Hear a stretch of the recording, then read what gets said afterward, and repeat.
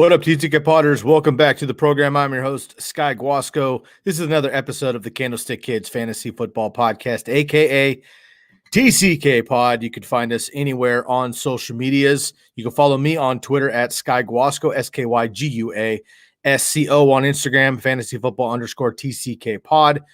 You can also find us on YouTube. If you're listening back on the podcast right now, please subscribe to us on YouTube, the Candlestick Kids, and leave a comment pertaining to the topic of conversation. Today is episode 399. Next coming up is episode 400. Very, very excited for that. That's going to drop for you Monday morning fresh. So we're going to give you the weekend. We're going to build the hype. We're going to drop it for you fresh Monday morning. Have a very, very, very special guest that I'm going to drop for you at the end of this episode. I'll let you know who it is. Leave a comment below and give me your guesses in the fantasy industry. I'll give you a couple clues. Works for a very prominent fantasy football entity, company. I have mentioned his name on the podcast probably 300 times. And he is one of Bobby and my favorite analysts in the entire industry. So leave a couple comments below. Let us know who you think it is. And at the end of the episode, I will reveal the top secret news of who our 400th episode guest will be for me on Monday. Stay tuned for that. If you have not yet, tune back in episode of 398 and catch my player spotlight. This week for me is going to be the Pittsburgh Steelers wide receiving core. I dive deep into the wide receivers. I also bring up what Najee Harris might mean to that because they've had a lack of a run game in the last couple of years. Also, Matt Canada comes in as the new OC. How different is that going to be for Big Ben, who's worked with Randy Figner for years? So we'll have all that and more. And Bobby, of course, has a player profile coming up for you as well. This is episode 399. Without any further ado, let's bring in my co-host. Bobby, what's up, my man? Great to have you back, brother. Today we are talking about tight ends, tight end draft capital, kind of wrapping in our draft capital series. 2 weeks ago, we had running backs. Last week, we had wide receivers. This week, we're doing tight ends. We're also going to we're going to talk rookie tight ends, but rookie tight ends is hard to talk about, A, because there's not many every season, B, they don't usually blossom right away. So we're actually going to morph the conversation a little bit into second, third, and maybe future tight ends, and let us know how some of the favorite tight ends we know today, the Travis Kelce's, the George Kittles, the Darren Wallers, the Mark Andrews, were they actually productive in year one, even year two, even year three? We'll dive into that a little bit and let you know how the draft capital matters for tight ends and take a look at second and third year tight ends as well to see if we can find some value. Yep. Yeah, looking forward to it. Listen, I did a lot of research on this just based on draft capital, little dynasty stuff, but then I thought we could spin it a little bit because of the research we found that first-year tight ends don't necessarily take off. I was like, maybe we could figure out a way to turn this into a redraft focus, kind of find some value and not necessarily where tight ends peak, but where they start taking off. Is it year two? Is it year three? Is it year four? I have some data on that from some more recent players, but we're going to go into a little bit today about my article on football.razzball.com. I'll break down the success rate for tight ends, the hit rate for those guys by round, but then we're going to talk a little bit about those rookies, their situations, and maybe for dynasty sense, maybe you can find some value later in drafts on some of these tight ends. You know, I know Pat Freiermuth is a bigger name, but Trey McKinney from the Chargers is a name that you should monitor just because of the system, because Jared Cook's I'm not going to give it all away. But that's something we'll talk about in a little bit, and then we'll also talk about some guys in their second, third, and fourth years. And, of course, a lot of fantasy production in general, but especially at a position like end, it really down volume and how much work these guys are actually getting, how many nods they're actually getting, snap share percentage, and are they as a blocker. We've talked about that a lot as a tight end. Not a sexy stat, not something we talk about in fantasy football, but if these kids are productive blockers, it actually increases their chances of being on the field more often. Then they can maybe audible a run play into a pass play. It's another opportunity to maybe get a target there. So, all right, man, let's dive into this here. Once again, you can find us if you're on YouTube. Make sure to subscribe and leave a comment. Let us know who you think our 400th episode guest will be. And then also, please let us know, maybe let's do least favorite top 6 tight end on ADP right now and your favorite sleeper tight end. Comment down here in YouTube, on Periscope or Facebook if you're following along. Of course, please make sure to follow my man, Bobby Lamarco as well on Twitter at his name, Bobby Lamarco. You can follow me on Twitter as well at Sky Guasco. All right, man. I've had quite a breathy intro. I'm gonna kind of turn it over to you here for a little bit and dive into this here. Let's go with tight end draft capital and second, third year tight end success. Take it away. Yeah, so let's talk first about draft capital. And one of the things that I've been doing research on is by round to show, where do we find value? Where do guys become fantasy relevant? And where's the benchmarks so the hit rate I use for tight ends today is 6.5 points per game. Now, I know that doesn't sound like a lot, and typically on average for a consistent tight end, it's about 7.5, 8 points per game. That's your typical fantasy season. But when we're looking at career success, what I realized right away is, number one, rookie seasons are so bad. I'm talking like under 5 points that it really drags down a lot of players. For example, guys like Dallas Goedert, Noah Fant, TJ Hawkinson would have not even made an 8 points per game benchmark because they had such slow rookie years. So I did lower just a little bit, but pretty much across the board, you'd be surprised that a lot of players don't even hit that 6.5 benchmark. But there's some veterans there too that fall right between that 6.5 and 7 range, like Eric Ebron and Kobe Fleener from back in the day. That even Tyler Eifert's a good example of guys who've had good years. Maybe not been the most consistent fantasy guys, but overall that 6.5 and half-point PPR benchmark is what I used. And I also will talk a little bit about 8 points per game, the elite tight ends, and a little bit about who falls into that category as well. So if you go to football.razzball.com, you will see my article, and I break this all down for you if you want to see it visually. But just to show what I did is I broke it down by round drafted, similar to wide receivers and running backs. Then it's total tight ends drafted, career points per game, 6.5 is the one I use for this benchmark, and percent hit rate is the number of tight ends who were drafted over the last 10 years that hit that benchmark. Now, as you can see, this drop-off is insane. It's absolutely crazy. The hit rate for tight ends in first round is very good. It's at 75%. Some of the guys that did not hit are like Hayden Hurst and David Njoku. Hayden Hurst is an interesting one, obviously, because Mark Andrews ended up emerging. And then he moved to Atlanta, and he had a solid year. He did hit the benchmark this year. But, of course, now Kyle Pitts is in town. So Hayden Hurst is a free agent, and he might be someone we talk about at a later time, maybe like a dynasty trash bag of guys that you could take off for free, essentially. But he's actually one of them. And David Njoku, I think a lot of people, he was pretty excited about him, first-round pick. He didn't hit. And then they brought in Austin Hooper. So David Njoku is also going to be a free agent, too, this year. So another guy that has first-round pedigree, is a freak athlete. But as you can see, those are the only two guys in the last 10 years that did not hit in the first round. So that's an interesting stat. But also keep in mind, this is a lower benchmark of 6.5. When we talk a little bit later about the higher benchmark, you'll see the numbers kind of flatline a little bit, and I'll explain why.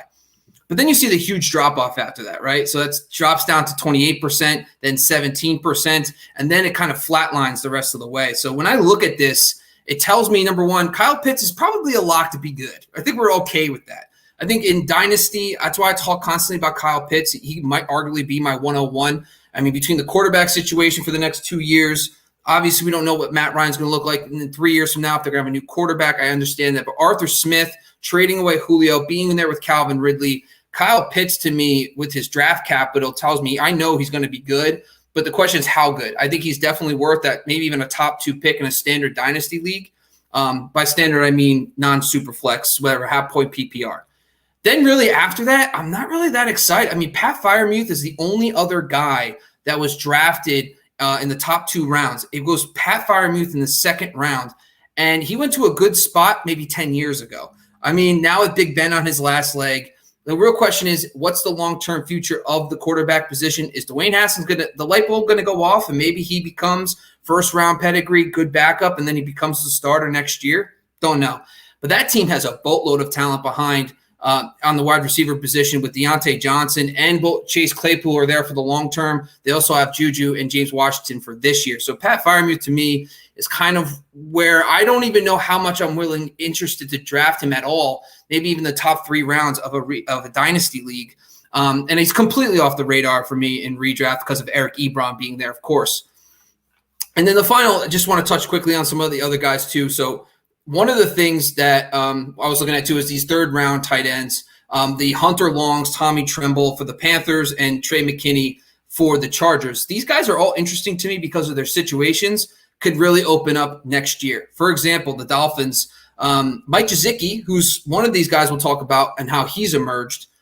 He's actually a free agent next year. So Hunter Long could be the starter as soon as next year, if that's possible. We'll also talk a little bit about Trey McKinney, same thing. Jared Cook's on a one-year deal, and we know Joe Lombardi's offenses are been very good for New Orleans between Jimmy Graham, even Jared Cook, even Ben Watson had a tight end one season, so that's a very interesting spot. And then Tommy Tremble, last year the Panthers were top 10 in routes for tight ends, but they didn't have any production because Ian Thomas just wasn't it, I guess. So the routes are there for him to produce maybe in the future, but Tommy Tremble right now, I don't think he's on anybody's radar. In Dynasty, though, I think these three guys could be something worth noting.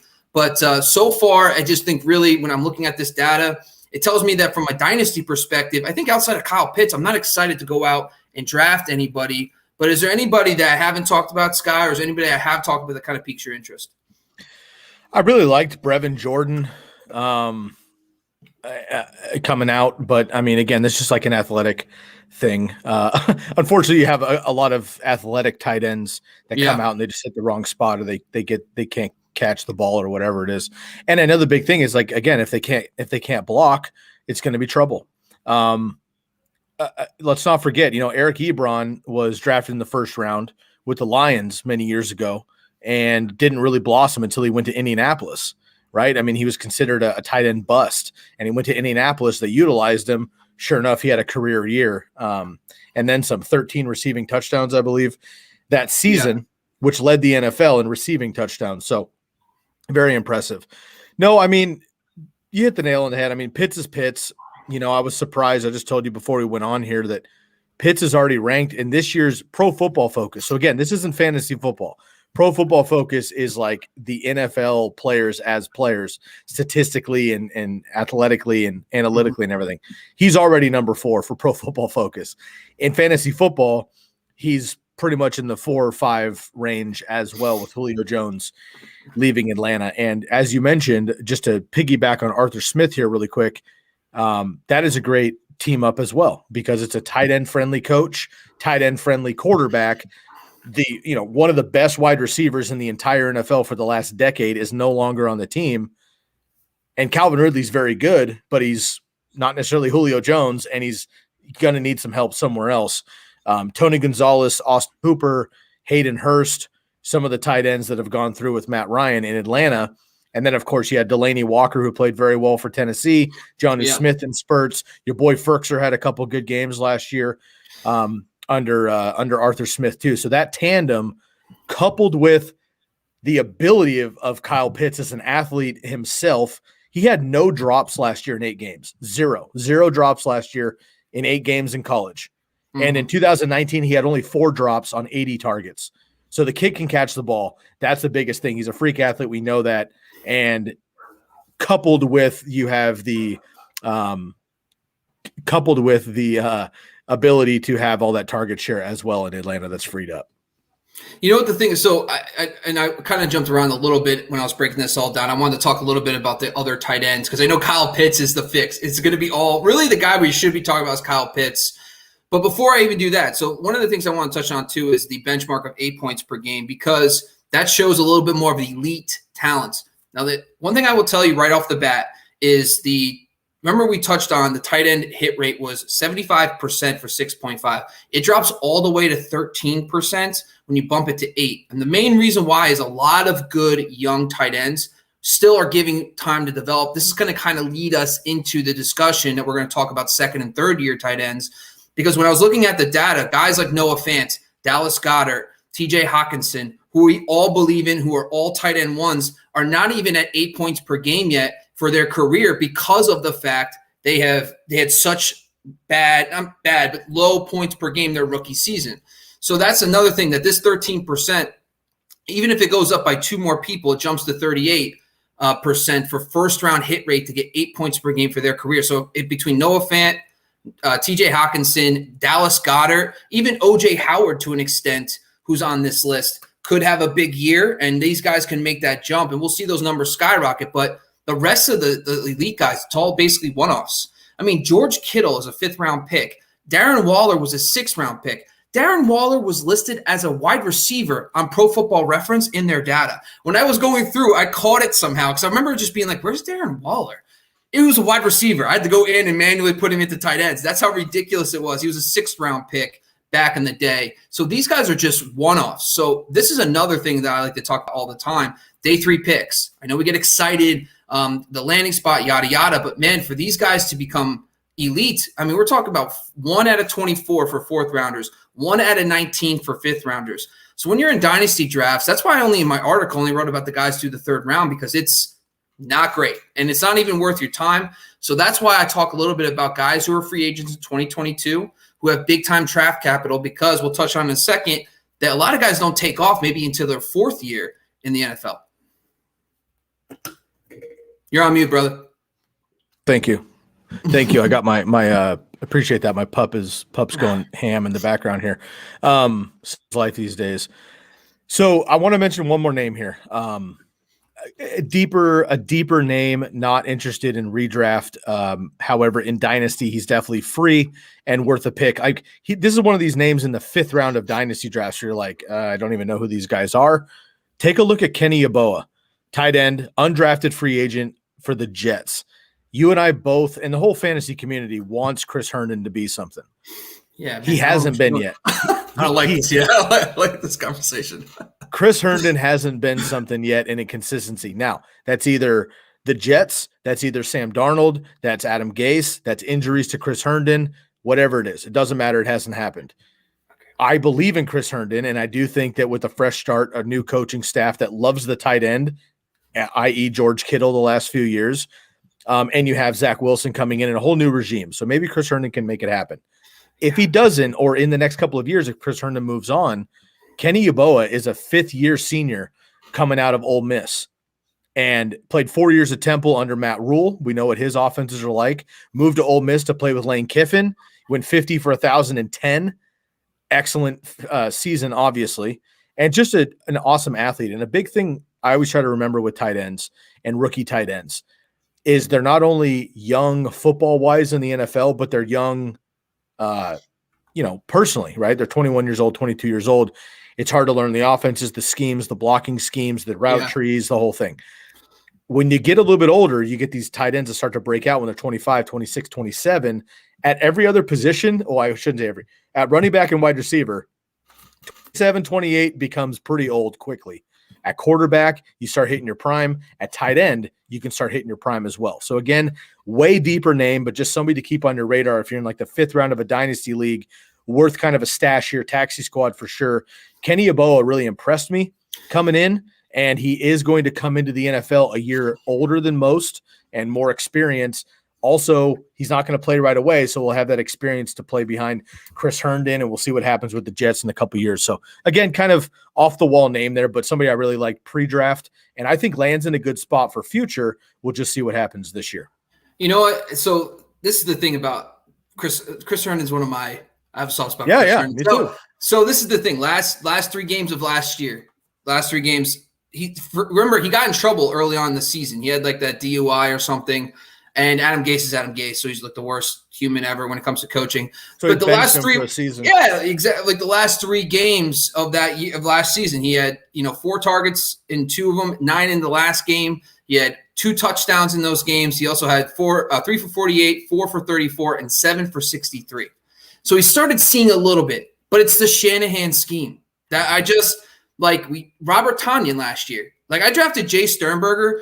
In all of my in like the last pick of all my drafts, which sounds terrible, but the thought process was Packers tight end, and it ended up being Robert Tonyan. The point is, it's the scheme that Matt LaFleur and Shanahan all put together. We talked about this over and over again. Chris Cooley, Owen Daniels. You go back to the days, man. These guys are constantly good. Oh yeah, and George Kittle.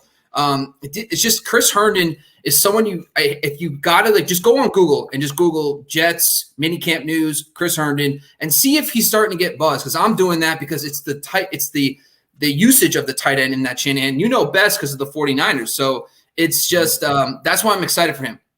But forget about Chris. Let's talk about Kyle Pitts. I think my biggest thing with Kyle Pitts is now he's already in the top 50. He's going at the 4 or 5 turn. So if you really want him, you need to take him at the 4 or 5 turn as the tight end 4. Now, one of the things I constantly say to myself is tight end is very unique, very similar a little bit to quarterback because these onesie positions. Because, for example, if you draft the RB5, might go 3 picks before the RB8, like that kind of example. Like the RB3, 5, and 8 are so close together. Same thing for wide receivers. You're probably drafting the wide receiver 4 and 7 within the same round. That is not the case with tight ends. So, for example, if you're drafting at the 4-5 turn and you take Kyle Pitts, you technically can get, I would say consensus, Dallas Goedert, right, is probably the number 7 tight end after the big 6 with Hockenson and Mark Andrews, etc.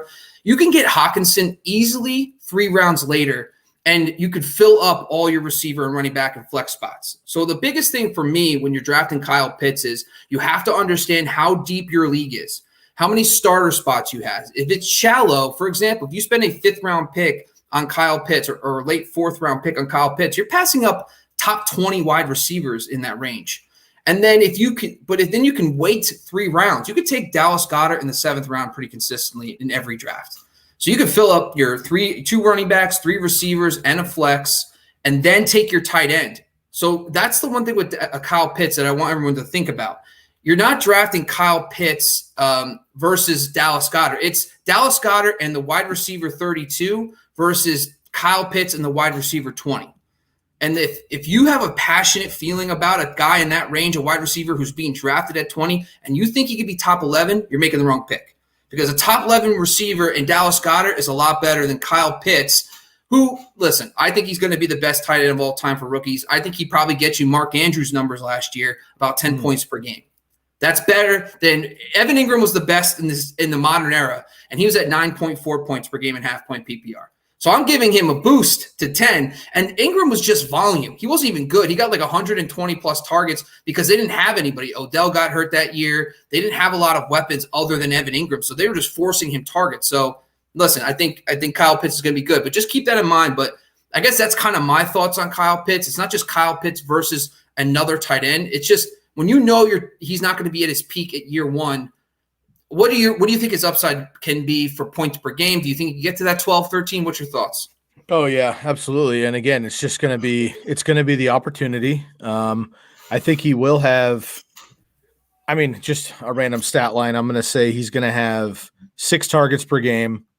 I think floor 6 targets per game, 4 receptions, floor, 40 to 50 yards, floor, and potentially, half a touchdown a week. Just like on the averages, I think that's the floor of Pitts. And if he can get closer to like 770 and, 3/4 of a touchdown on average, he's going to be just fine.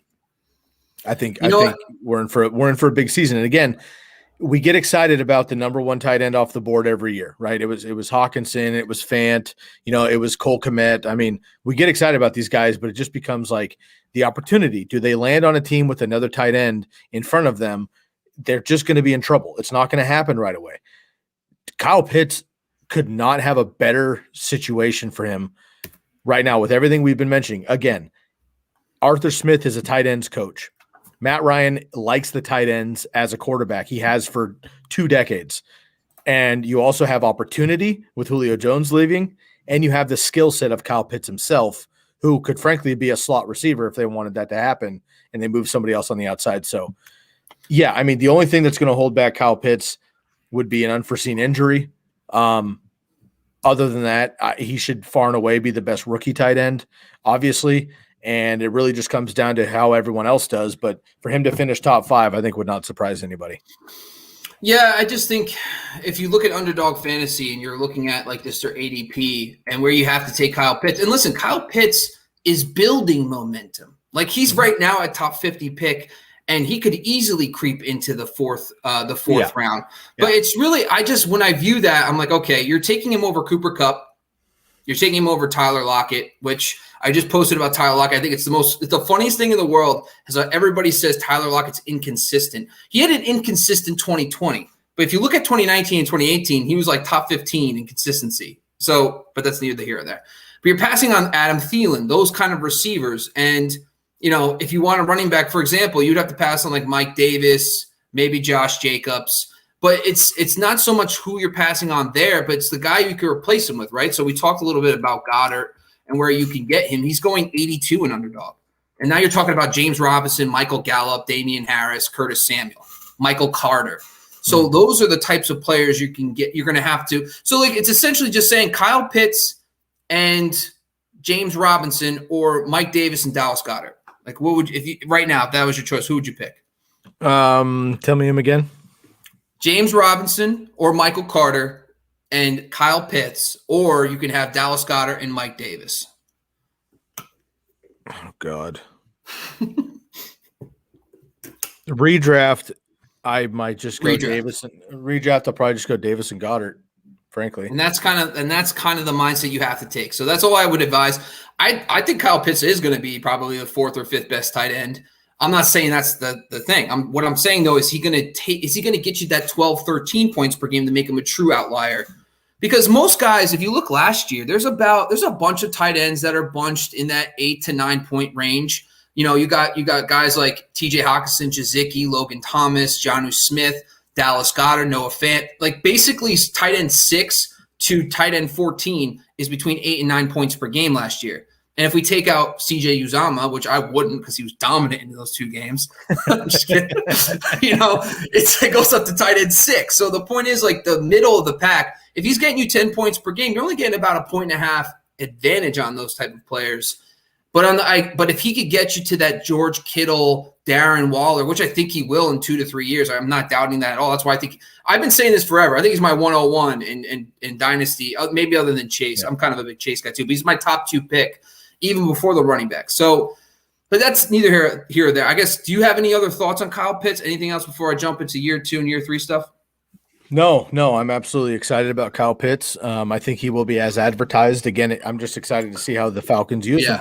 But he's going to be fantastic. And again, if he stays healthy, I think he's going to be great. There's a lot of talk out of camp already that he's meshing with Matt Ryan well. He's meshing with Arthur Smith. He knows Arthur Smith is a tight ends coach. He's excited about that. Like I said, a big thing that's plagued Evan Ingram, along with his injuries, unfortunately, which you just can't predict from anybody. But he's had the drops, man. He just he's wide open, dropping balls, and then all of a sudden the quarterback's thinking, maybe I'll go somewhere else. Kyle Pitts, like I said, he's dropped, not even dropped, 4 passes in 2 seasons. In 20 games in college, dropped 4 balls. So I love that for the reliability as well in this offense. But yeah, let's shift off to second year title. So what I did is I took a block of players over the last couple of years, and this to kind of give us a better understanding year 1, year 2, year 3. Some of the guys in the sample are Mike Gesicki, Dallas Goedert, Mark Andrews, OJ Howard. So George Kittle, Jonnu Smith, relatively younger guys. And I just wanted to take a look. I did go back to 2016. I got guys like Hunter Henry and Austin Hooper in this, but I tried to find guys that have actually become fantasy relevant. And I just took a look at their production year 1, year 2, year 3, and year 4. And I averaged it all out. So year 1 for those kind of players, and I could I could tweet out a full list if needed, but year 1 is they averaged 4.78 points per game. We're talking about some notable names in the last 5 years of drafts, 4.78 points per game, their rookie seasons. So that's the hurdle that Kyle Pitts needs to jump.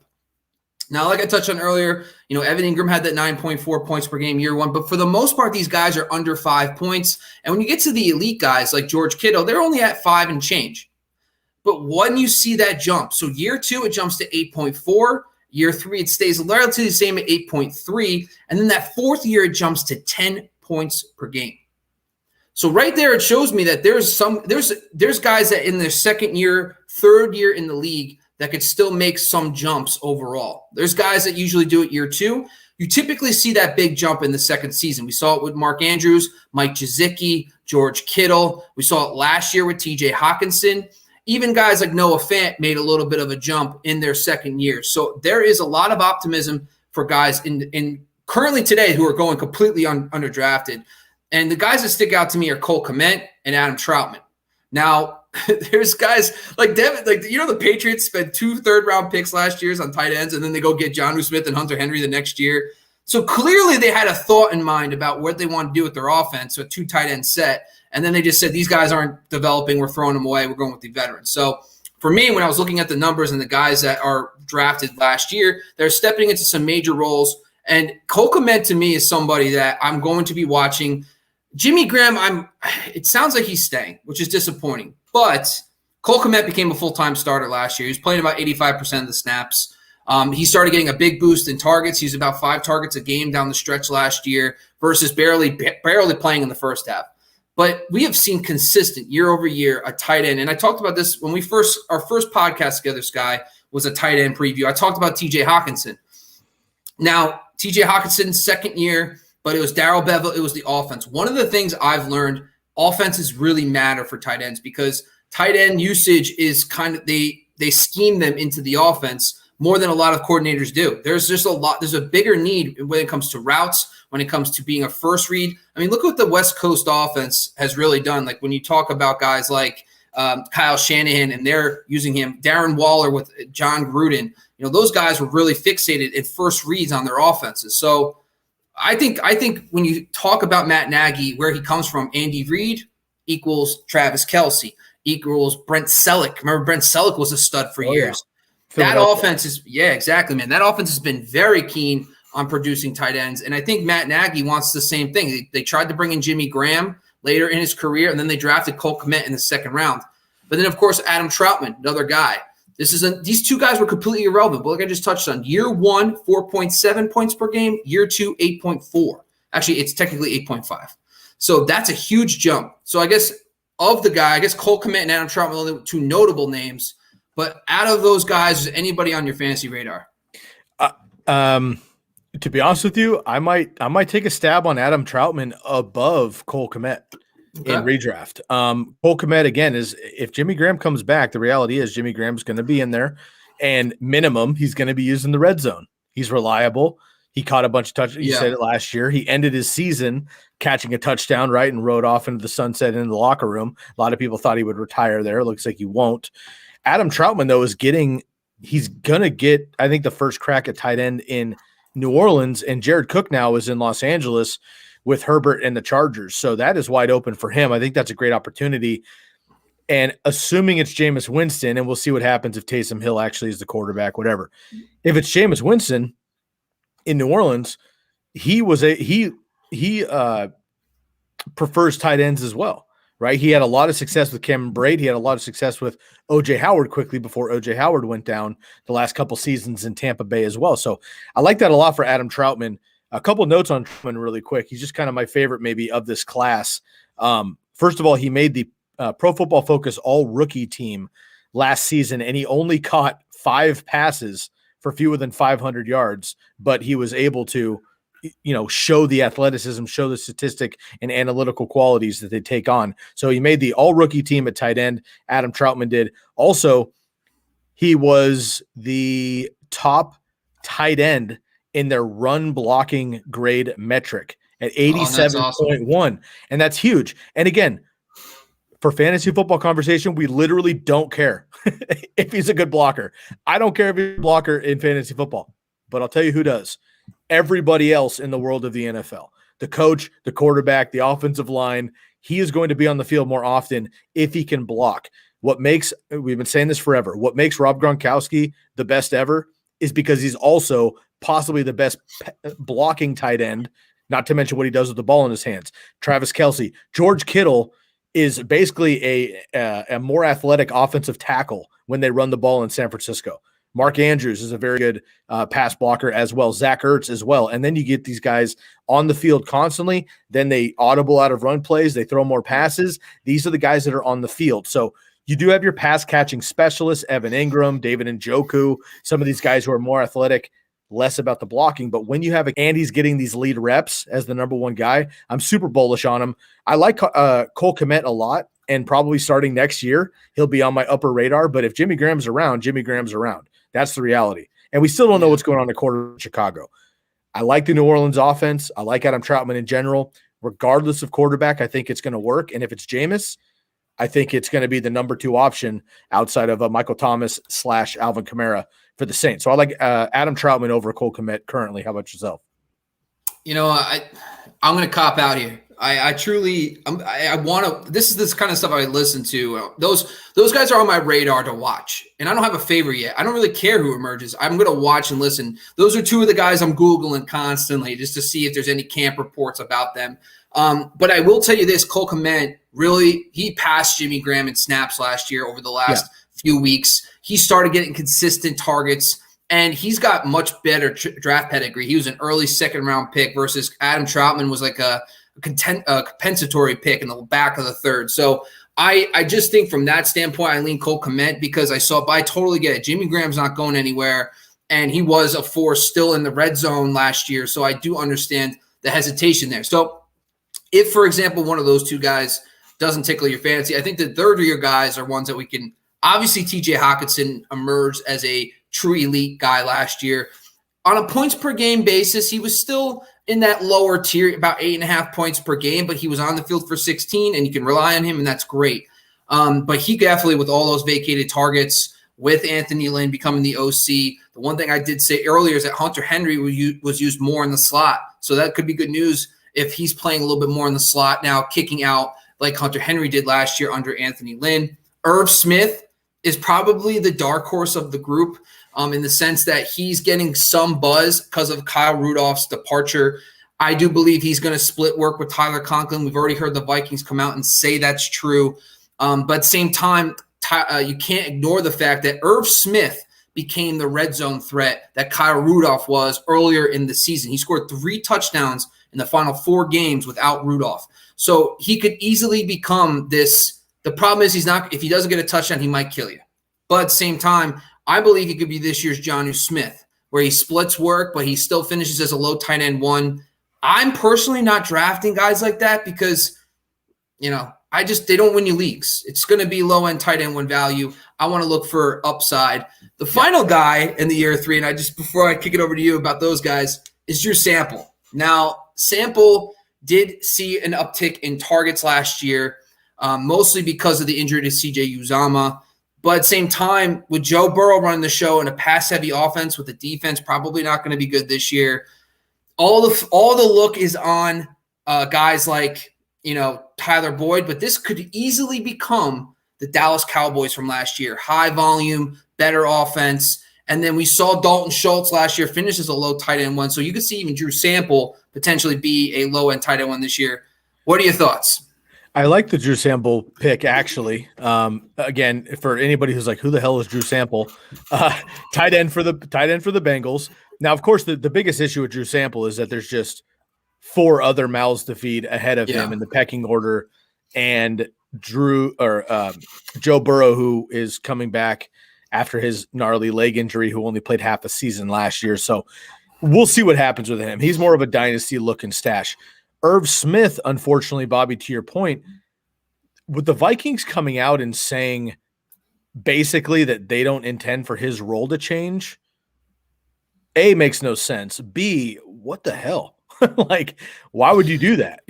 Like Conklin played well, and he might be the new Kyle Rudolph, and Irv Smith will take a step knowing the offense, getting more targets and those kind of things, but not featuring him, I think, is a mistake as just the more athletic option in this offense and a third bona fide weapon outside of Jefferson and Thielen. Well, the thing is, so the offense itself did not change it. Even when Rudolph went down, Conklin just slid right in. But what I'm trying to say is that it became Kyle Rudolph was the main red zone guy because he was the established veteran. They gave him that. Irv Smith took that role. Now, Irv Smith, like in the final 4 games, they split targets evenly. Actually, Tyler Conklin had 21 targets to Irv Smith's 20 the last 4 weeks. Production wasn't that much different, but the difference was tight end touchdown. It was the touchdowns. He got 3 in 4 games, and he got all those looks. He basically took Kyle Rudolph's looks. So I'm not expecting him. He only had 183 yards in 4 games. You extrapolate that for 16. You're looking at probably a solid like 700 yards or so, whatever that is, which is great. And plus with those touchdowns, it could be a thing.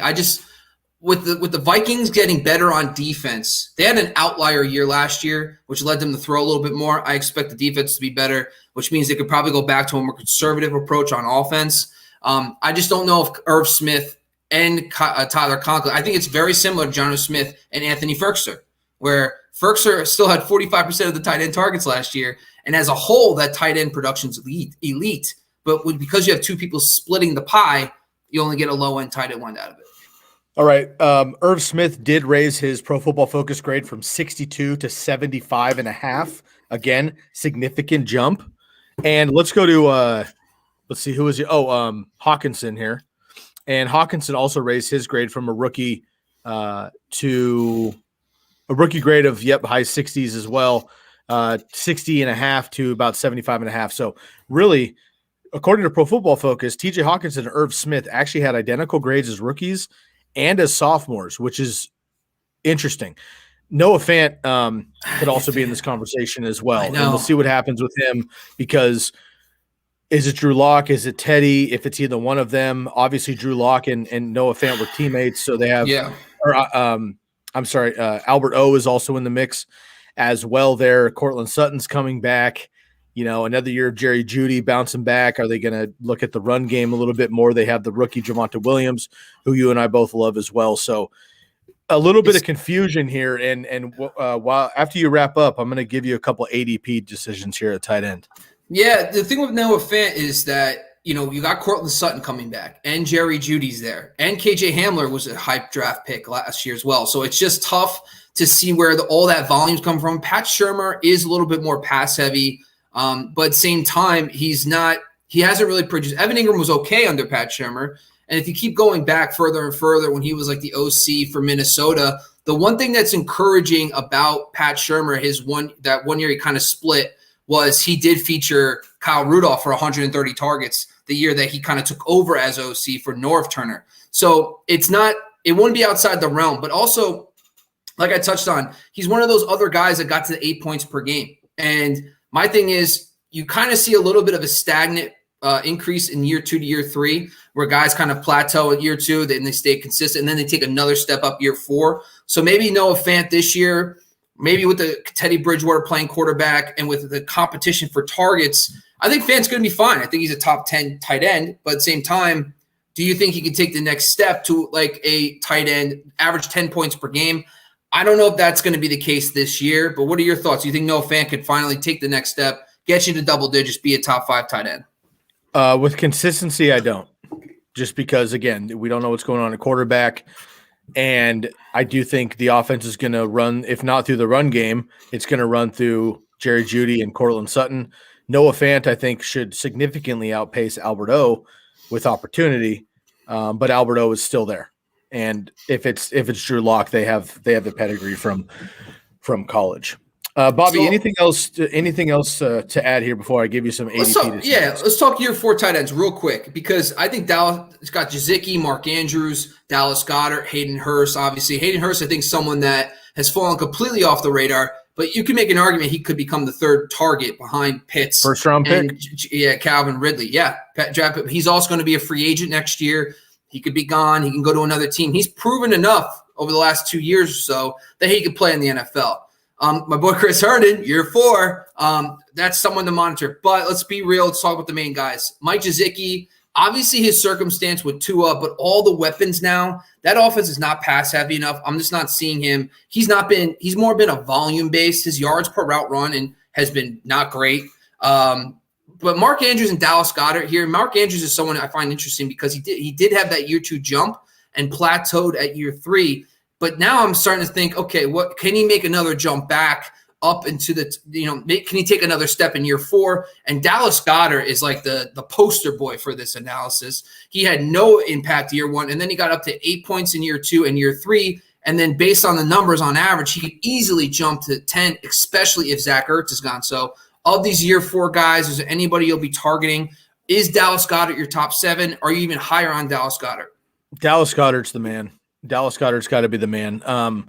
Again, according to Pro Football Focus, Dallas Goedert is the only tight end in the NFL with receiving and run blocking grades of 80 or higher since 2018. Receiving and run blocking grades of 80 or higher, highest in Pro Football Focus since 2018. And he also is 7th in receiving grade and 1st in run blocking grade over the 3-year span. So Dallas Goedert, I think, is going to have the opportunity. Again, Zach Ertz will most likely be gone. They don't have a lot of options. dude, again, with tight end, it comes down to, are they the focal point of the offense? If not, how many other mouths are there to feed in the offense? And I do believe that Dallas Goedert is going to be that guy outside of, Jalen Reagor. We'll see what happens. Devontae Smith, we'll see what happens. I like Dallas Goedert a lot.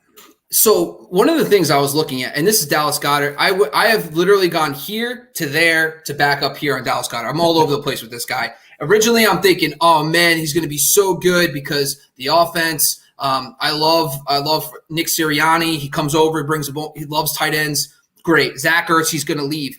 And then I look at the stats under Jalen Hurts, and he had 120 yards in 3 games. Yeah, that he played with him. So I was like, oh, that's not good. Then I realized that it's because Zach Ertz had 21 targets, 10 receptions, 126 yards. If you combine them two together, he goes to 246 and 21 receptions in 4 games.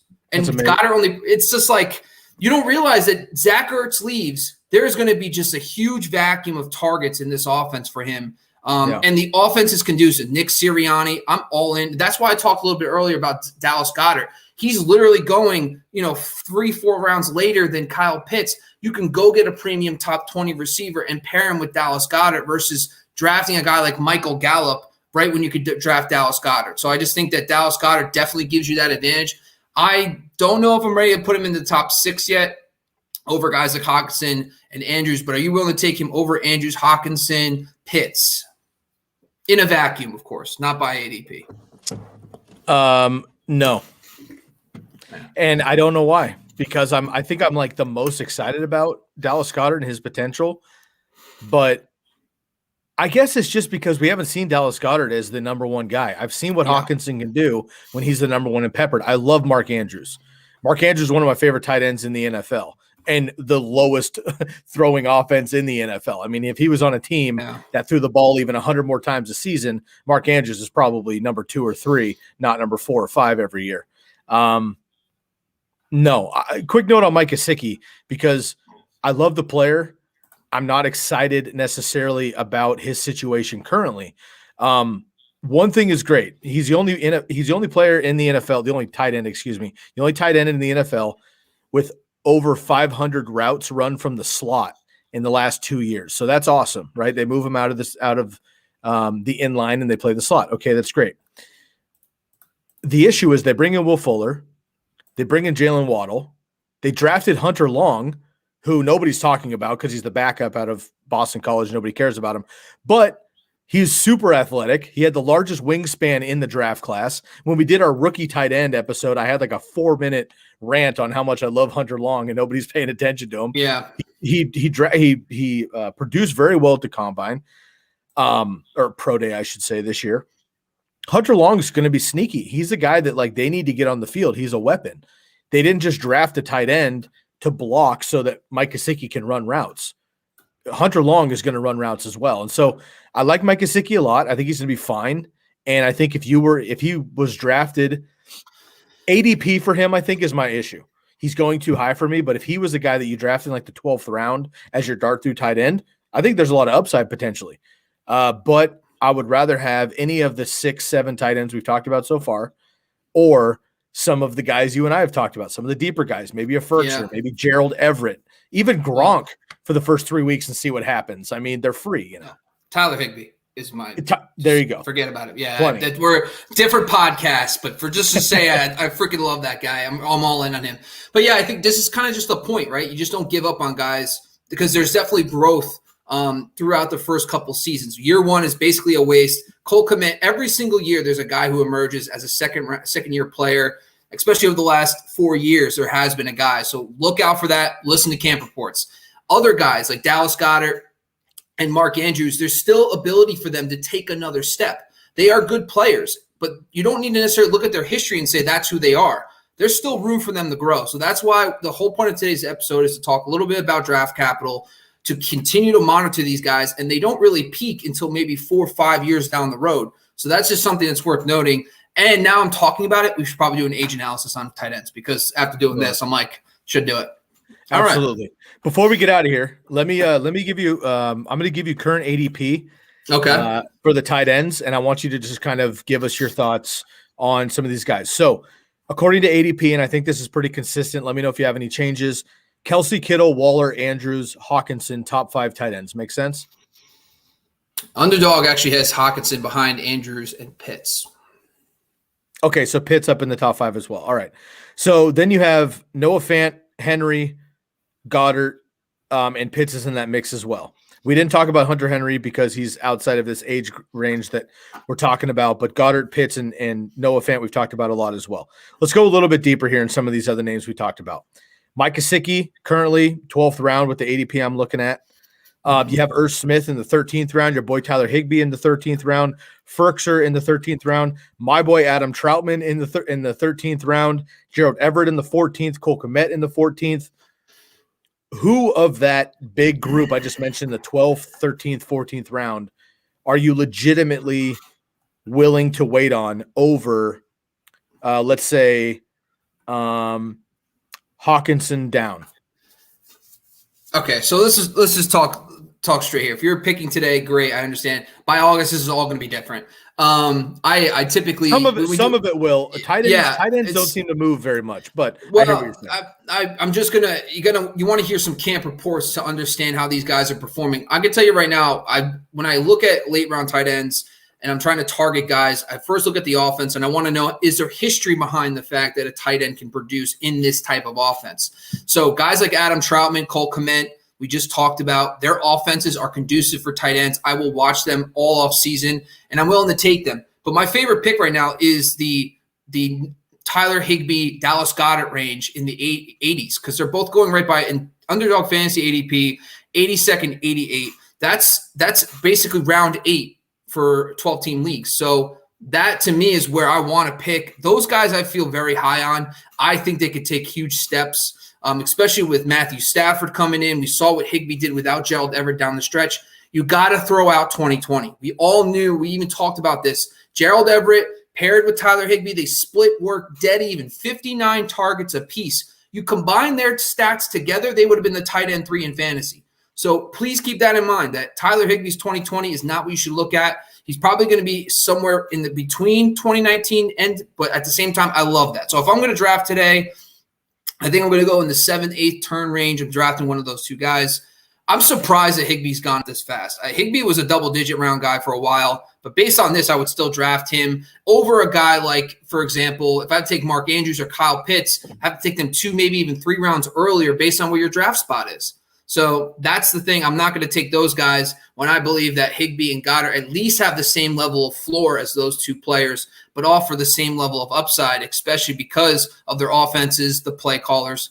But from late round guys, I'm just scrolling through right now. Chris Herndon, I'm going to be watching. And he's always going to be in the back of my mind because I just know the offense, his talent, the way he did his rookie season. Another guy that I think is going to be interesting is Mo Alley-Cox because of the offense in for the Colts, because Trey Burton is now gone. Mo Alley-Cox is like some big, giant red zone threat. He's going into, I think, his 3rd year, 4th year. He's another one of those guys that continued to grow last year. But now they didn't re-sign Trey Burton. And plus, Jack Doyle just can't stay healthy. That's one thing. But also, he just hasn't done anything in the last couple of years. So I do think Carson Wentz, because of his leniency on tight ends, I know injuries played a factor, but the offense too. I think Mo Alley-Cox might be a dark horse for someone I'm watching. But what about you, man? What do you think about these late round guys? I like him a lot. Another name we haven't talked about at all, and he was the hotness. I believe he was tight end 6 last year, if I remember off the board. Austin Hooper, Cleveland Browns. Yeah. We haven't mentioned him once. Yeah, no. I'm not crazy enthralled with his talent per se. I thought he was awesome coming out of Stanford. He was good. He had a couple good seasons with Matt Ryan in Atlanta, but he had a good stretch at the end last year with Baker Mayfield. But they have Harrison Bryant as well. David Njoku's still there. Odell's coming back. They're going to run the ball first. I just want to mention Austin Hooper because last year he was all the rage and people were super hyped on him. And he played well when he played well, but he was injured, and then the Browns run the ball, and it just didn't work out. And they have 2 other tight ends. This is kind of the point. I think tight end is one of the most important for scheme. Like, you have to look at the scheme. Like, listen, Kevin Stefanski came over, and listen, that offense the year prior, they split work between Irv and Kyle Rudolph. They were in a low pass volume offense. The writing was on the wall. Plus, they went out and drafted Harrison Bryant to pair with, like, they had Njoku and Austin Hooper already on the team. They drafted a third tight end to groom because they still want to have 2 tight ends when Njoku leaves in next year. So that's the kind of stuff that I watch. Evan Ingram's another guy we really haven't talked much about. Evan Ingram has always been the hottest, but he's not a traditional tight end. When you think Jason Garrett, you think Jason Witten, and that's Kyle Rudolph. And I just don't know if Evan Ingram ever is going to fit in this offense, especially with all the weapons they have. So he's just another guy that's slipping down. But one of our dark horse guys, pre-Julio Jones, was Anthony Firkser. Now, listen, Julio Jones, there's a lot of targets to go around for the Titans. Julio could take 150, and there's still more opportunities available. And Firkser already has a safe baseline from last year because he was getting about 45% of the tight end targets. If he goes up to about 75%, and he's in that 75, 80 target range, based on his production last year, and he was the main slot guy. So I think Anthony Firkser is still someone you should watch. He's getting buzzed, too, this offseason, and he could be a late-round flyer as well. Couple other names, Gerald Everett, now with Seattle. He is the guy there for Russell Wilson. They have wanted to use a tight end for years and years and years, and their tight end gets hurt every single season. Hopefully, Gerald Everett can stay healthy. If they do, I think he's a great weapon that nobody's talking about right now. Blake Jarwin coming off the injury last year with Dalton Schultz. Blake Jarwin now back with Dak. Blake Jarwin was the big late-round hotness for me last year. He is somebody that I'm keeping an eye on. And then Tampa Bay tight end, Gronk, Cameron Brate even, and you have O.J. Howard coming back as well, who I think a lot of people have forgotten about, who just 2 years ago was number 4 behind the big 3. So don't forget about O.J. Howard, and we know that Tom Brady loves his tight ends. And Gronkowski, for his credit, man, played the full season last year. He was healthy. And at tight end, we know all you need is 2 catches for 20 yards and a touchdown. You're probably top 10 per week. So a lot of mouths to feed in Tampa Bay as well, but don't lose track of O.J. Howard long-term. Well, and Gronkowski, if you're tight in the late rounds or something, you need somebody. I know Logan Thomas was my guy last year. Now, nothing's changed. The situation only got better. I understand Curtis Samuel's there. They drafted De'Ami Brown. They brought in Adam Humphries, but they also brought in Ryan Fitzpatrick. And I know historically Ryan Fitzpatrick has not thrown a lot to his tight ends, but if you just look at the last, since 2018, when you have the more recent version of him, listen, when he was the starter for the Jets and the Bills, they didn't have a tight end. The Jets didn't have a tight end on the roster who could catch passes, and the best guy that he played with in the Bills was Scott Chandler. Then look what he was doing with guys like O.J. Howard, Cameron Brate, and then with the Dolphins with Mike Gesicki, he took a big step in that second year in 2019 with him. So I think Logan Thomas, I think Ryan Fitzpatrick's going to lean away from the running backs and start pumping it downfield more, and that includes Logan Thomas. I think he's someone who still can be a top 12 tight end. He's proven it last year, and already Curtis Samuel's hurt. So if that injury lingers and De'Ami Brown doesn't come in and solidify himself, Logan Thomas could be the number 2, just like that again. Eric Ebron in Pittsburgh, don't forget about him. Also, we have the New England tight ends as well, both Hunter Henry and Jonnu Smith, for a revamped Cam Newton and just a much better situation in New England there. So don't sleep on the tight end position in general. Bobby and I'll have more for you on the tight ends moving through the summer. Bobby, anything else to add for the tight ends before we get out of here? No, Sky, just appreciate you, man. That's all I got to say. You got it, brother. All right. As promised, ladies and gentlemen, I do have to spill the beans. I have a big episode number 400 coming up on Monday, and I wanted to let you all know who our very special guest is going to be. One of my favorite industry people ever, and certainly one of the most direct and influential people that has I've taken influence from in the fantasy football world, and that's Mike Tagliere of the Fantasy Pros. I've talked about Mike Tagliere and his work over the years on this podcast. I've cited him constantly. Bobby and I have talked about his work. I listen to the Fantasy Pros podcast and the Dynasty podcast with Yates pretty much every single day. Mike Tagliere brings the heat constantly. If you're unfamiliar with his work somehow, go check him out on Fantasy Pros. You can follow him at Mike Tagliere NFL on Twitter, and you can catch our discussion for about an hour and 15 minutes on Monday. I'll be dropping that episode. Stay tuned. Look onto our social media and find a couple sneak preview clips I've diced up. You can follow me on Twitter at Sky Guasco, SkyGuasco. Follow Bobby on Twitter as well, Bobby Lamarco. You can find us each on Instagram as well, fantasy football _ TCK pod for myself, and FFX Factor, fantasy football X Factor for Bobby as well. Make sure to subscribe right here. Leave a comment of your least favorite early tight end, your favorite breakout tight end in the later rounds. And also, be sure to please follow us on a podcast. Leave a rate and review anywhere you are listening. Have a wonderful weekend, and we'll catch you for episode 400 coming up on Monday. It's been an absolute pleasure. Appreciate y'all sticking through it. Since 2018, 400 episodes in the books. We're going to crush number 400 with my man Tags, and we're going to get moving right on to 500. Have a wonderful weekend, everybody, and let us be the first to wish all of the fathers, the bonus dads, the moms pulling double shifts, whoever it is, a early happy Father's Day. Blessings, everybody. Have a safe and wonderful weekend. For my man Bobby Lamarco, I'm your host, Sky Guasco, and we are out of here.